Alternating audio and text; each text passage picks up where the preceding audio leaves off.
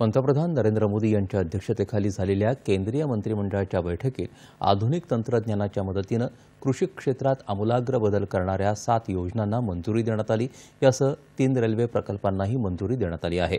यात मनमाड इंदोर या महाराष्ट्रातून जाणाऱ्या 309 किलोमीटरच्या नव्या मार्गिकेचाही समावेश आहे। पंतप्रधान नरेंद्र मोदी यांच्या अध्यक्षतेखाली झालेल्या केंद्रीय मंत्रिमंडळाच्या बैठकीत आज शेतकऱ्यांचे जीवनमान सुधारण्यासह त्यांचे उत्पन्न वाढवण्याच्या दृष्टीनं 7 महत्त्वपूर्ण योजनांना मंजुरी देण्यात आली। यात एकूण 13,966 कोटी रुपयांच्या महत्त्वाच्या प्रकल्पांचा समावेश आहे। देशाच्या डिजिटल कृषी अभियानाला मंजुरी देण्यात आली असून त्यासाठी 2,817 कोटी रुपये मंजूर करण्यात आल्याचं माहिती आणि प्रसारण मंत्री अश्विनी वैष्णव यांनी सांगितलं। त्याशिवाय अन्न आणि पोषण आहार सुरक्षा सुनिश्चित करण्यासाठी 3,979 कोटी रुपयांच्या प्रकल्पाला मंजुरी देण्यात आली आहे। या अंतर्गत संशोधन आणि नव्या पद्धतीनं कृषी शिक्षण, जनुकीय संशोधन, हवामान बदलात टिकून राहणाऱ्या वनस्पतींविषयीचं ज्ञान, नैसर्गिक शेती यावर भर दिला जाणार आहे।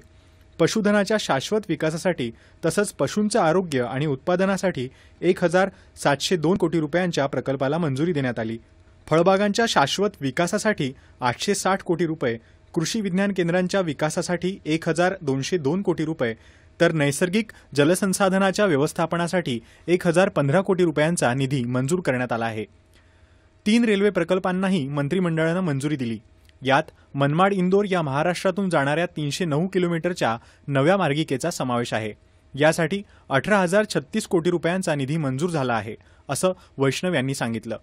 या प्रकल्पामुळे दोन्ही राज्यातील 6 जिल्ह्यांमध्ये 30 नवी रेल्वे स्थानकं बांधली जातील, ज्यामुळे रेल्वे मार्गाचं विद्यमान जाळं सुमारे 309 किलोमीटरनं वाढणार आहे।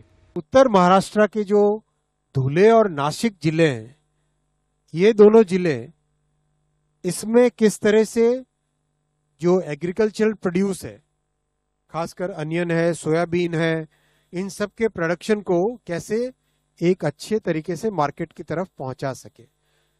तीसरा, जो आदिवासी बहुल क्षेत्र है, धार, बारवानी, खारगोन, नासिक में भी है, धुले में भी कुछ है, तो ये जो जिले हैं जो कि अनकनेक्टेड थे लंबे टाइम से, इन जिलों को कैसे रेलवे की इस कनेक्टिविटी से जोड़ा जा सके, इसके लिए एक बहुत डिफिकल्ट है ये प्रोजेक्ट। बहुत सारे जो आदिवासी बहुल क्षेत्र है उनको कनेक्टिविटी मिलेगी और उज्जैन जैसी एक पवित्र, नासिक जैसी एक पवित्र जो हमारे तीर्थ धाम है, जो बहुत बड़े हमारी स्पिरिचुअल और हेरिटेज के बहुत बड़े सेंटर्स हैं, उनको बहुत अच्छी कनेक्टिविटी मिलेगी।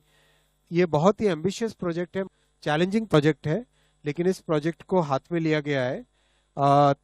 18,000 करोड़ रुपीस का ये प्रोजेक्ट है टोटल।